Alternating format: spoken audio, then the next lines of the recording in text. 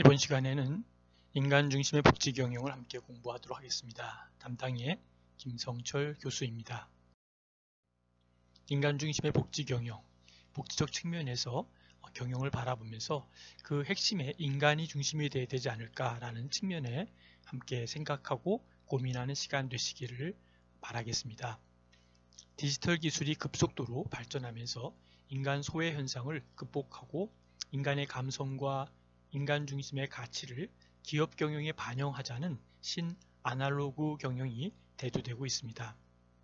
인간 삶의 가치를 중시하고 그리고 기술 중심이 아닌 인간 중심으로 판단하고 인간적 감성과 특성을 제품과 서비스에 반영하고 있다고 볼 수 있습니다. 르네상스를 통해 신중심이던 시대가 인간 중심으로 변모했다면 최근의 스마트 혁명은 기술 중심에서 인간 중심으로 바뀌는 제2의 르네상스다라고 볼 수 있습니다. 인간 중심의 변화가 지속해서 일어나고 있는 것을 볼 수 있습니다. 인간성 르네상스 시대가 새롭게 열리고 있는데요. 그러면 르네상스라는 것은 어떤 뜻이었을까요? 아시는 내용이지만 잠시 한번 더 점검을 해보았으면 좋겠습니다. 14세기 그리고 16세기 중세 유럽에서 진행된 르네상스는 신 중심의 문화에서 어떤 절대자인 신, 인간이 아닌 절대적인 신에 대한 중심에서 문화가 인간 중심이었던 그리스 문명으로 되돌아가자는 일종의 휴머니즘 운동이었습니다. 절대 권력과 불합리한 봉건 제도에 대한 인간성의 반기였고 중세에서 근대로 넘어가는 분기점이 되었다라고 볼 수 있습니다. 최근에는 디지털 기술이 급속한 발전과 신지식이 물밀듯이 밀려오면서 사회 곳곳에서 피폐해진 인간성의 회복이 필요하다는 반성이 제기되었습니다. 종교와 각종 사회단체는 물론이고 심지어 지방자치단체도 시정의 비전을 인간성 회복으로 내세운 것이 나타난 것을 우린 여러 곳에서 볼 수 있습니다. 인간 중심의 아날로그적 요소들에 대한 향수이자 회귀하려는 현상이라고 볼 수 있고 사회 문화 현상에서도 나타나고 있는 것을 분석할 수 있습니다.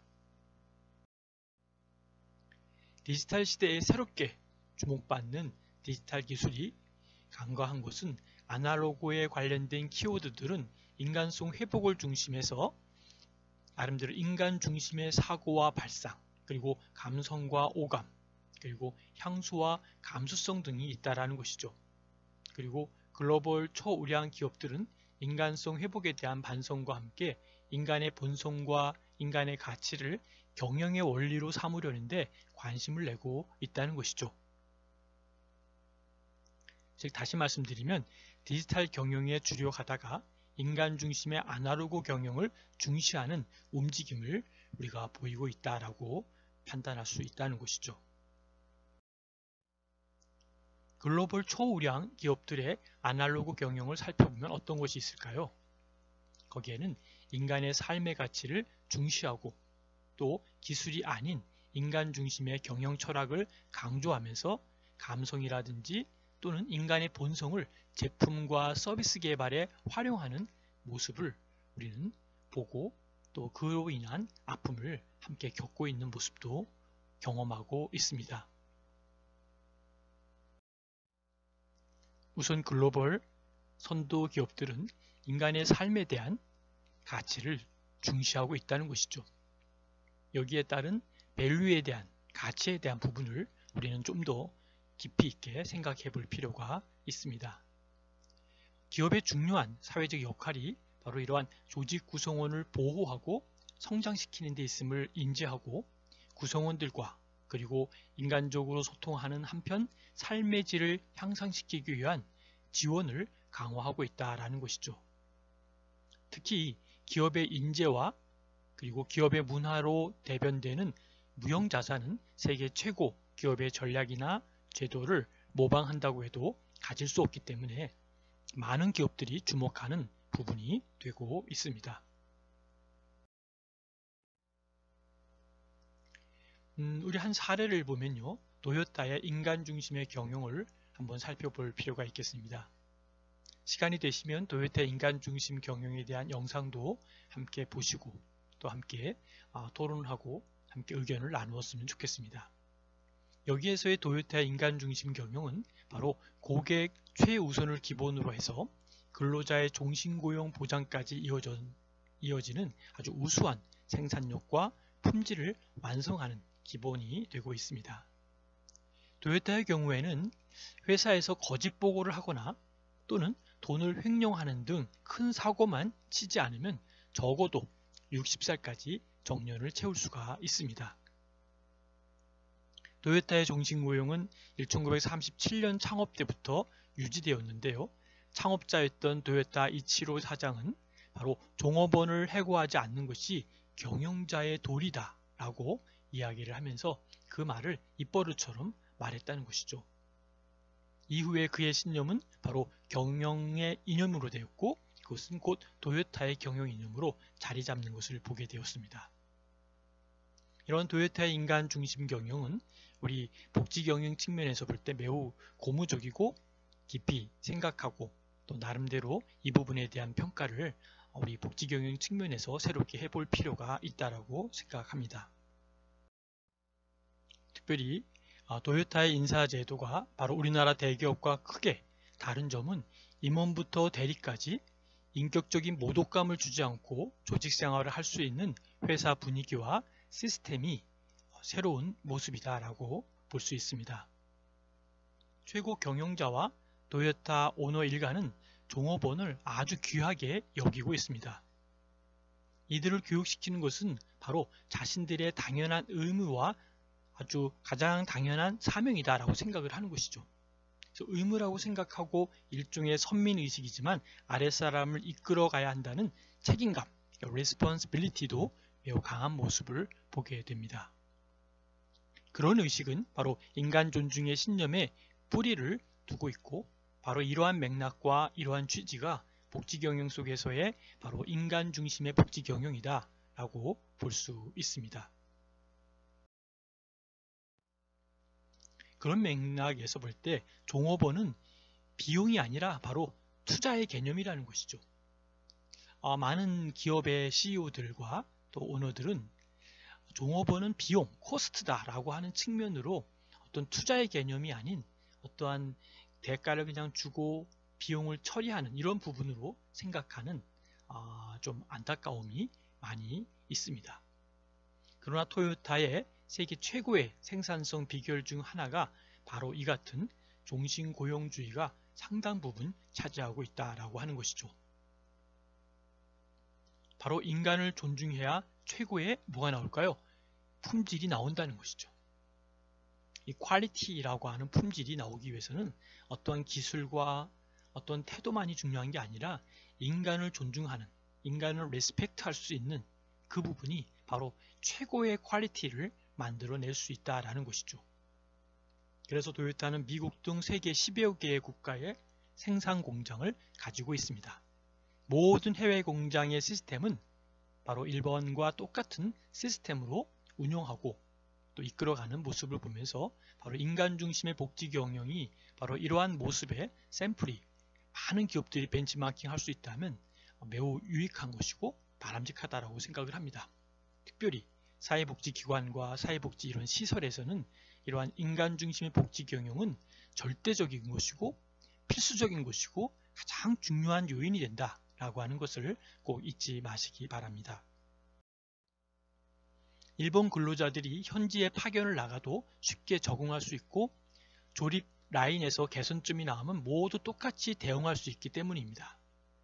도요타 자동차의 공장의 경우 현장 관리자의 인간관계가 인상적인데 바로 현장 관리자는 조립 라인의 신참 근로자들을 단순히 관리하고 평가하는 관리자가 아니라 형님이고 선배 같은 자세로 지도하고 가르친다는 것이죠. 그게 쉬울까요? 결코 쉽지는 않을 것입니다.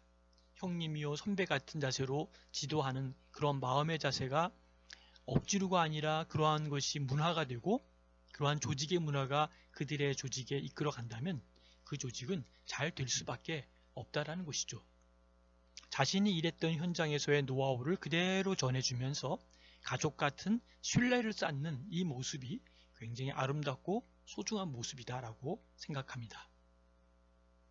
저는 이와 같은 정신이 바로 이러한 복지 현장에서도 절실히 필요하다고 봅니다. 제프리 페포라고 그러죠. 제프리 페포는 상식으로 간주되는 전통의 경영 이론에 바로 자료라는 것과 증거를 바탕으로 검증의 칼을 들이대는 모습을 볼 수 있습니다. 자료와 증거. 자, 여기에서 얘기하는 것은 바로 기계처럼 인간을 다루는 신자유주의적 경영 방식이 집중적으로 그의 심판을 받아왔습니다. 레이오프라고 하는 해고와 또 비용 절감이 경영자의 능력으로 판단되는 경영 관행에 그는 대체 어떤 근거로 그걸 믿고 있느냐라고 반문을 했습니다. 이 제프리 페포 교수는 데이터를 바탕으로 들여다보면 기업의 기술적 우위는 오래가지 않고 기업의 규모는 늘 과장되게 평가되어 있다라고 단언합니다. 자, 이 얘기가 뭘까요? 데이터를 바탕으로 들여다보면 기업의 그 기술적인 우위는 오래가지 않는다는 것이죠. 그리고 기업의 규모는 늘 과장되게 평가되어 있다라고 단언하는 그 메시지를 한번 생각해 보시면 좋겠습니다. 우리가 아는 사우스웨스트 에어라인이라 그러죠. 그것과 싱가포르 에어라인, 그다음에 도요타 자동차, 커머스 은행, 커머스 뱅크 같은 이런 부분들 모든 것들 한번 사례를 보면요.